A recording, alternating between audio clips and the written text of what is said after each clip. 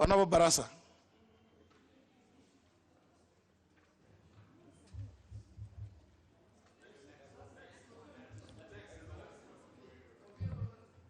Honorable Speaker, you know, the Powers and Privileges Committee has the responsibility to determine any matter that is brought before the committee, Honorable Speaker.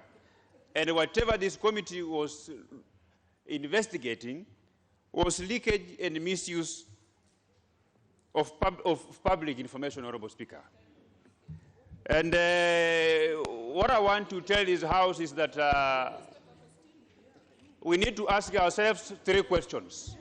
One is to whether we had if the letter from DCI to the Clerk of National Assembly was leaked into the media, Honorable Speaker, and the answer is yes. We also need to ask ourselves a second question.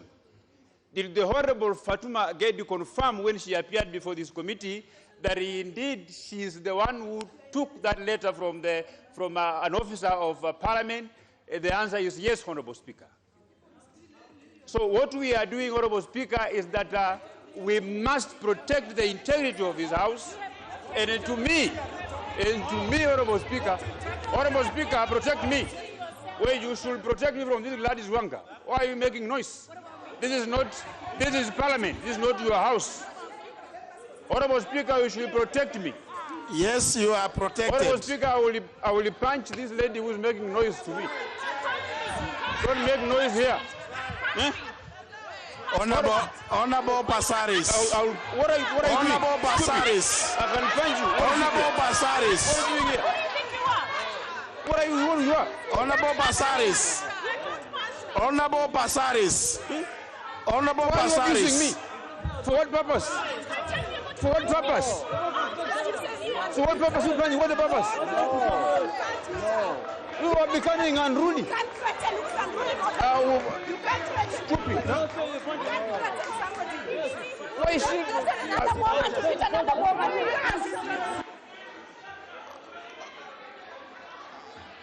Honorable Passaris. Honorable Passaris.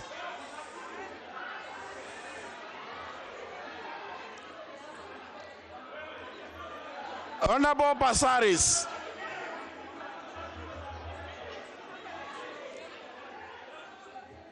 Honorable Passaris. If you are, I will not allow disorder. Get away from me. Get away from me. I have not called you. I'm calling you to stop grimacing at members. Can you go back there?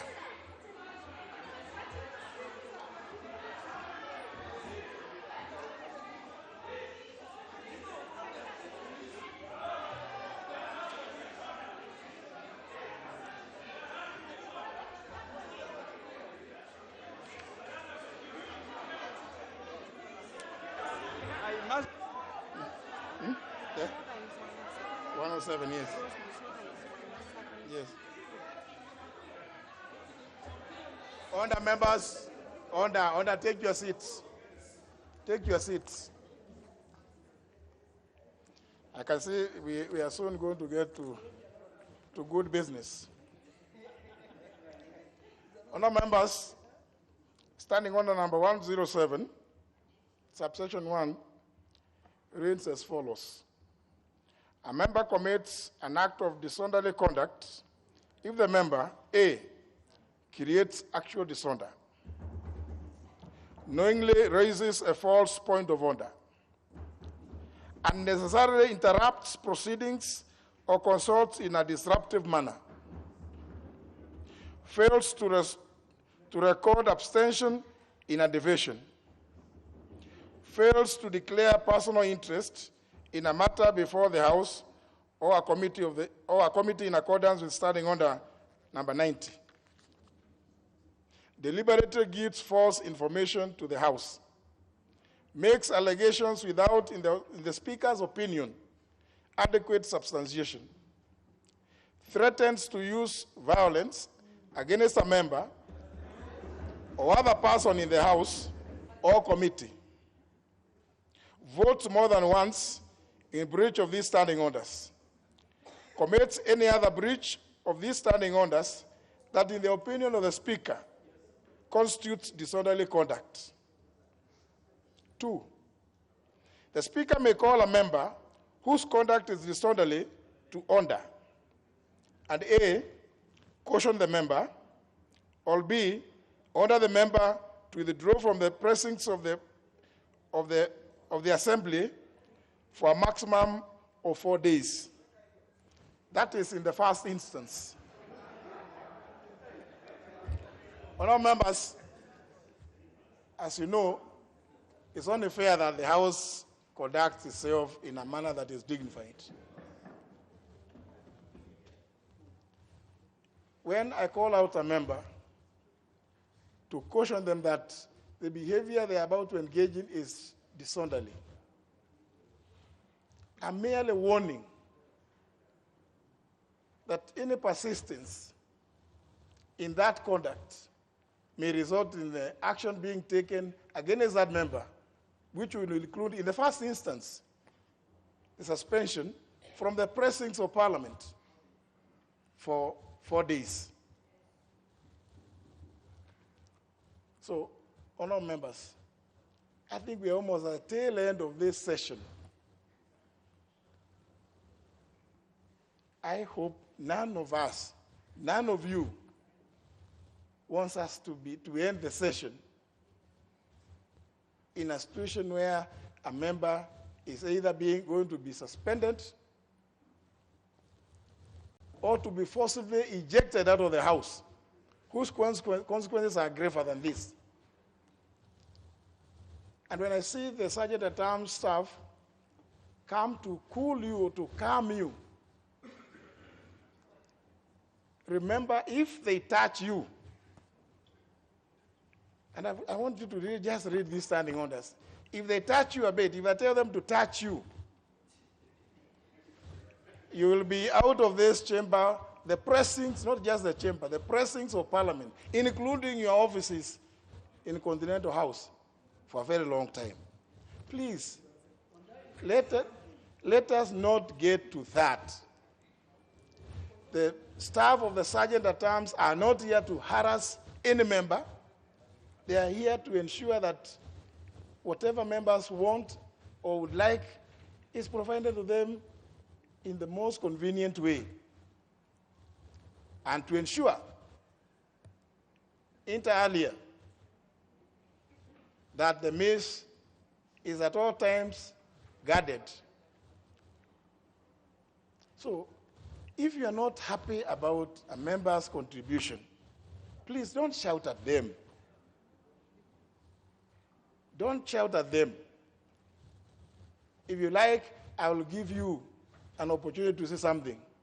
The Honorable Wanga claimed that when she rises and calls for the mover to be called upon to reply, the Speaker must. Please just read Standing Order 95 fully. So you can't keep shouting at your place for whatever reason. You may be very, very angry even with the decision of the Speaker. But you know, if you feel that angry, just take a walk, go and have a cup of tea. Yeah? You will relax. I'm sure you will cool down. There's a lot of water even. Yeah? So you cannot behave as if we are conducting public rallies in the House. In as much as I know you do out there. But when you're here, let's have some dignity. So if you don't like, please wait for your chance. Your turn will come, and you will contribute. Remember, there's nothing. Even this report will be decided upon by yourselves. So what is the hurry? What is the deal? Why do you want the Honorable Rosa Buyu? I'm happy now you're taking water, yes. And you have cooled down. Yeah? Yeah, it's good, yes. This is good. So Honorable Rosa Buyu, Honorable Masara, Honorable Esa Passaris, Honorable Wanga, I do not want to have to call you to order again. Please. Your chance is going to come. You will say what you want to say, provided you say it within the limits of the standing orders. So let's just relax. I don't know what it is you may have taken over lunch, but it may be harassing you, but just relax. If you can't, go and seek medical attention. So I don't want to have to read to members standing order 107 again, or indeed 107A. I'm doing this because I realize that, I've read it because I realize that all of us just make references to the standing orders without regard to what indeed they say. I do not have to read it again and allow the business to be transacted. In a short while, you make a decision. So let's proceed. Honorable Barasa, you are on your feet.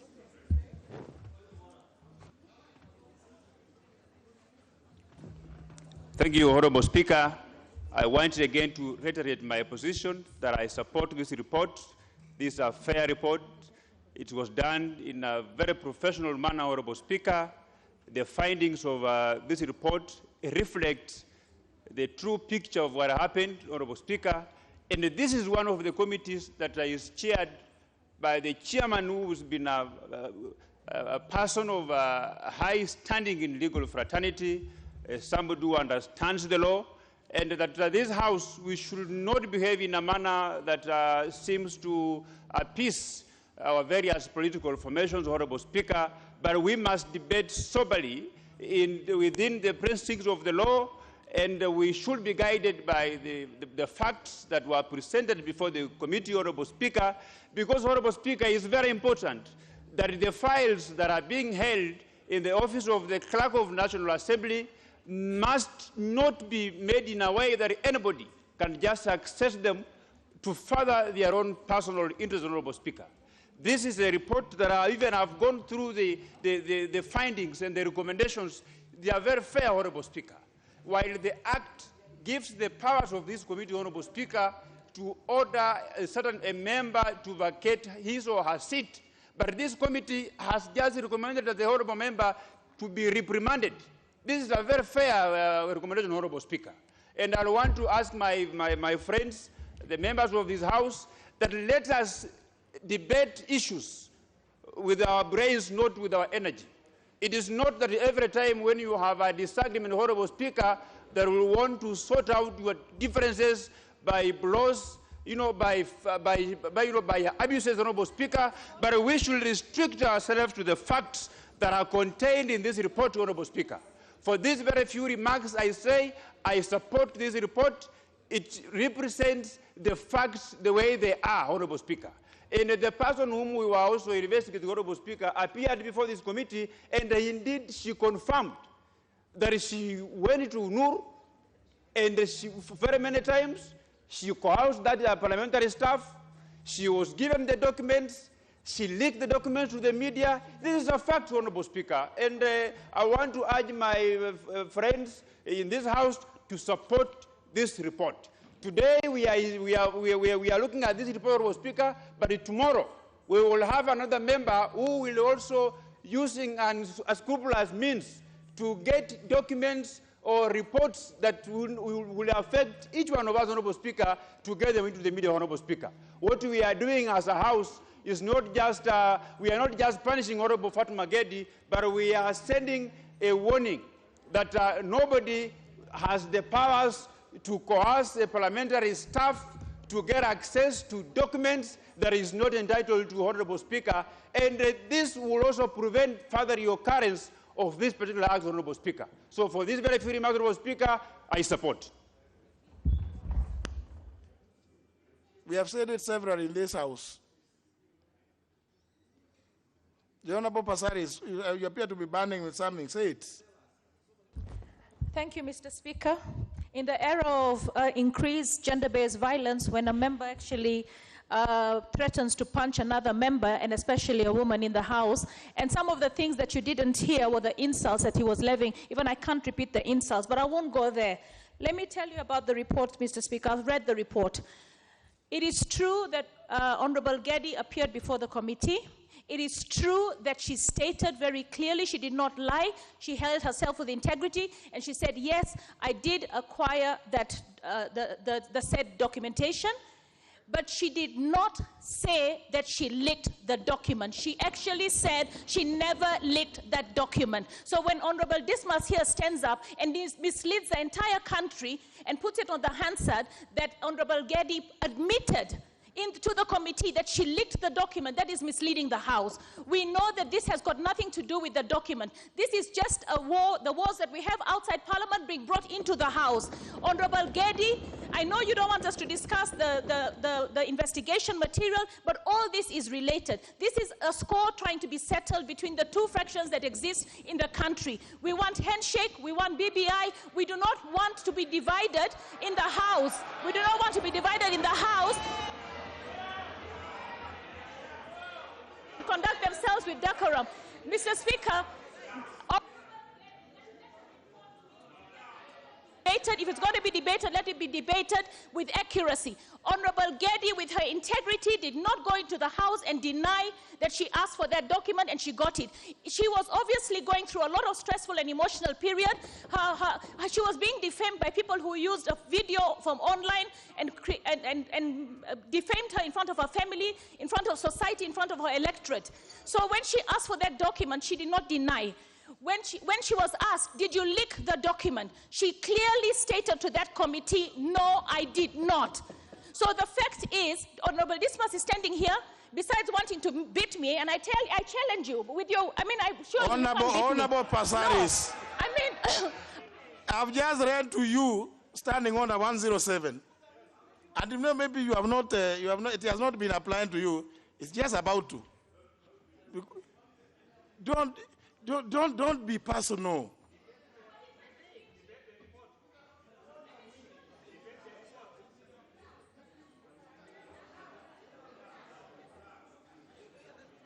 No, proceed, continue with what you are. But don't, that thing of turning around and don't be personal.